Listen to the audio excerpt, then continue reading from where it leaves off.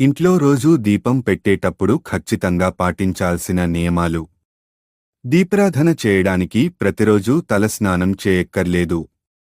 మామూలు స్నానం చేస్తే చాలు. ఎప్పుడు కూడా ఇనుప ప్రమిదలో దీపం పెట్టకూడదు. బంగారం, వెండి లేదంటే మట్టి వాటిలోనైనా దీపం పెట్టొచ్చు.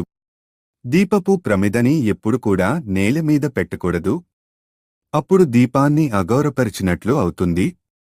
దీపారాధనకి ఆవు నెయ్యిని ఉపయోగిస్తే మంచిది. లేదంటే నువ్వుల నూనె కూడా వాడొచ్చు. కొబ్బరి నూనెతో అయినా దీపం పెట్టొచ్చు. 2 పూట్ల దీపం పెడితే ఆ ఇంట్లో లక్ష్మీదేవి కొలువై ఉంటుంది. వ్యాపారం అభివృద్ధి చెందుతుంది. దుష్టశక్తులు పోతాయి. నిత్యం దీపారాధన చేస్తే గ్రహదోషాలు పోతాయి. ఇంట్లో శాంతి ఉంటుంది.